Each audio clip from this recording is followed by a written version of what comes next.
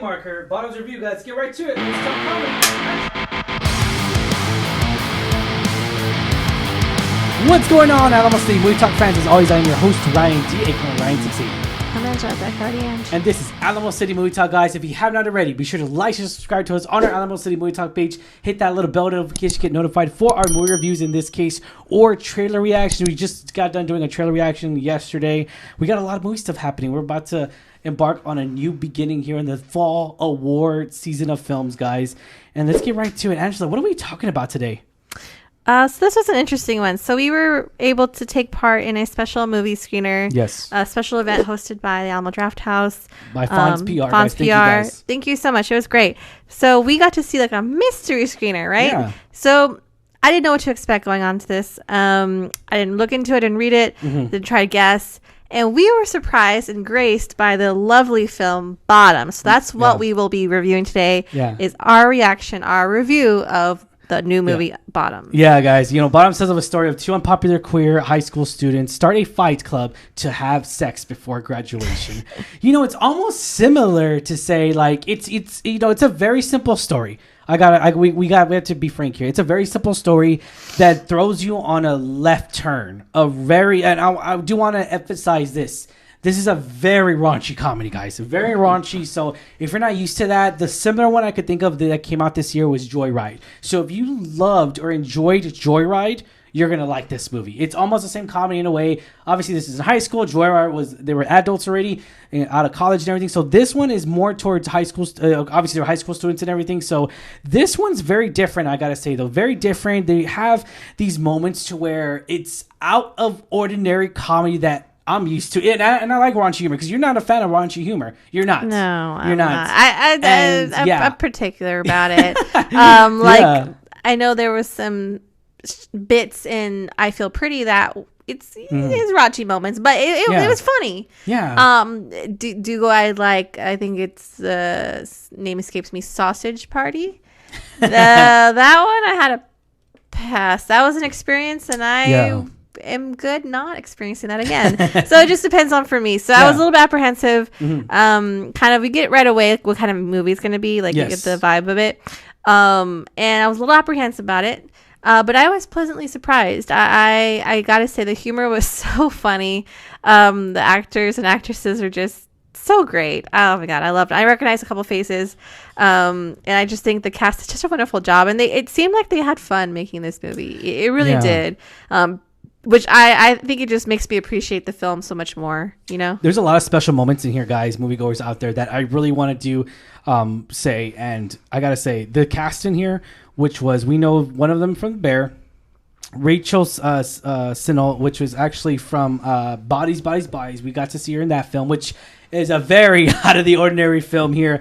And, of course, one of my favorites in this movie that kept me laughing my ass off out of my seats, was just keeping me entertained throughout the whole film, guys, I gotta say, and was very surprising because I did not expect this at all, was Marshawn Lynch, NFL football player. He plays a divorced teacher, and the comedy jokes that he comes out with are just so damn good. They come at the right moments. That's the thing with comedy. With me, it's like, I know we talk about this nonstop when it comes to my take of comedy, guys. I know, call me crazy, right? Ryan, what are you talking about? I'm very particular when it comes to comedy, and for one, and two, I'm very particular where that joke is placed at. And this is me being a fan of rom-coms. One of my favorite fantastic films I could say to date that I could think of. One of my favorite comedies of all time has got to be Neighbors and Superbad. So you got to, you know, those are very raunchy comedies. And so putting that aside, you know what my humor is. You know where I get at. You know what I vibe with. And the fact that this movie was so damn good, I enjoyed it. It's a fun time. Now, does it take a little bit breaks of like reality and all that? Yeah, in a way it does, because there's a lot of stuff that's very like silly humor, but in a great way because it doesn't go overboard. Like the Thor Love and Thunder, like the silliness humor of Thor Love and Thunder, which I did not like. But again, it's funny because every like movie that's over the top and generally not that great, you always compare it to Thor Love and Thunder. Yeah, I don't know what it is because I guess I expect more. But anyways, that's another topic here. But you know, this is actually directed by Emma Sigelman, and I gotta say though, She did a great, fantastic job here. One of the writing credits as well, director here. And if you have not seen one of her films actually she's very famous for is Shiva Baby. And so if you have not seen that movie, guys, I do recommend that film as well, because that's a really good, solid film, guys, that I really do enjoy. It's really cool to see that the one of the main lead actresses, Rachel Sennott, she was also credited with a writing credit for this movie, and it's awesome. co-executive producer. So that's awesome. I thought it was so great to see her, and they were so great. And they both did. They're very, she did her first star film, Shiva Baby. So like the chemistry works. That's all I'm saying. I know, and that's the thing too. So cool. I love it when any actor or director, doesn't matter what gender it is. It like Christopher Nolan, he works with when he works good with somebody. I've never heard one bad comment about Christopher Nolan, because they're like, oh, Christopher Nolan, I want to be in it. Even Robert Downey Jr. did a thing about Oppenheimer. He was like, oh, Christopher Nolan, I'm there. Like, it's so funny how when great actors, great directors just work so well together. In this case, it's two great women, two beautiful women here that really do a great job together. Yeah, and that's also like a plot of it, is like women coming together. It's a self-defense class, so empowering women can protect themselves in a very funny way. So it's pretty cool to see, like, some overall messages you take away from there. Friendship, things like it gets better, empowerment. It's really. It's not just silly and goofy and raunchy with the comedy. It has message. It has meaning. See, and I think it was done very well, to be honest. I did. Yeah, and that's one of the things, too, I do want to mention. Thank you for mentioning that as well, was that, this film, it took a little bit of another curveball here. It threw me another curveball. I thought it was going to be a very silly, raunchy humor, just like be silly the whole time, or be funny the whole time. And it took a little deep message out of here, a deep moment in here between the women here, between the girls. And it's very heartfelt. It really is. It's very, not disturbing, but very awareness, eye-opening to certain situations that women are put through. Why they women need being assaulted, sexually assaulted, or anything like that. Just any of that particular critical, sensitive moments that anyone, by God, I don't want anyone to ever go through that, but it does happen. And I like how they really mention that, like, it exists. I like that a lot, because it's a lot of what women go through, women. And a lot of it goes unreported. A lot of it goes unreported. And that's a shame that happens to young ladies. And I gotta say, though, one of the famous jokes here, and I have to throw it out there, because it's like, they mentioned something about a vagina, like, oh, my vagina is owned by the government. I was just like, wow, dude, that is great. That's all I'm saying. Again, the jokes are funny. I gotta say, it's not going to be everyone's cup of tea with the humor. So I do. It's not. I know I mentioned at the beginning of the show, but I have to mention it again, because it's like, if you're not into that raunchy humor, guys, more likely you're not going to like this movie. It is what it is. Everyone likes their cup of tea. Everyone likes their style of comedy. Clean comedy, raunchy comedy, maybe that like dark comedy. Over the top. Like Bodies is a dark comedy. Like, not everyone's. I would say if you like Bodies, if I were to compare that to this, I would say you might be more inclined to, like, more open to watching this movie, because Bodies is a dark comedy. I also feel like it's kind of like partial parody, like playing on like the generation today and how high school is today, but with like the nostalgia. I think our friend was saying the nostalgia of like 2000s comedy humor, and I do see that. I think he was pretty accurate in describing it that way. And I gotta say, again, it's not my cup of tea, that kind of comedy, but I was pleasantly surprised. Some of the jokes were funny. They stuck. They did for me. They were surprising. Yeah. It's the small little details on some of those scenes that just made it so. And that's the thing too. The thing is, I do want to mention, of course, guys, I want to mention way above and above. I want to scream it and shout it out everywhere that this film takes a great risk. And what I mean by a great risk, it doesn't filter. I love that, because a lot of movies have become very filtered. A lot of films where that's too sensitive, that's too sensitive, that's too sensitive. This movie doesn't do that, and I love it. I love the risk that it takes. I love those special comedy moments. I almost felt like we were watching like an early 2000 film where we were like, it's just F it. Let's just talk about everything. And I love that. It's a risk. and it's very good risk here, and I really hope people don't get offended by it. In the end of the day, it's just a comedy. Yeah, it's just a comedy movie, man. It's just a comedy. Yeah. So I feel like I agree with you. It's very 2000s comedy humor.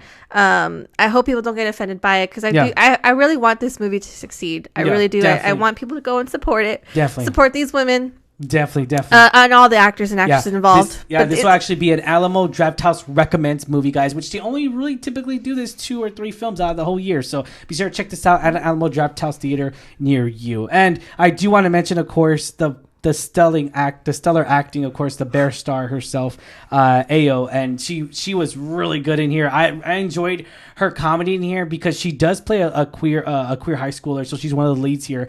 And I gotta say, man, she pulls it off really good. There's a lot of moments in here where she really carries the film for me in so many ways, to where it's very comparable in certain mistakes that she makes, because it kind of like it makes sense. It does. Well, I like how I've seen her a lot more in recent films. So I know, like, I guess I don't want to say the big one, because I wasn't too familiar with her earlier work, but I know The Bear is... The Bear, yeah. Everyone was talking about The Bear when it came out. I know season 2 came out recently. And she's done a lot of good voice acting too. She was in TMT. She was Spider-Man Across the Spider-Verse. Yep. So I like that she's expanding her repertoire. I like what she does. I like her work. I want to continue to see her in projects. Yes. So I really hope to see more of her and all the other actors and actresses. I think they did such a great job. Again, the chemistry was great. They looked like they had so much fun making this movie. They did. I'm on board. I don't care what you say, guys. I want more women directors. We need more women directors in cinema, because with the good thing about different directors, it's different point of views. I love that, and I can't wait to see more. I'm for more stories. Pay the writers right. That's all I'm saying. But all right, guys, it was fun with this third. I'm saying yes, definitely. Rating 1 out of 10. Tell me the highest 100. I'm going to give this rating.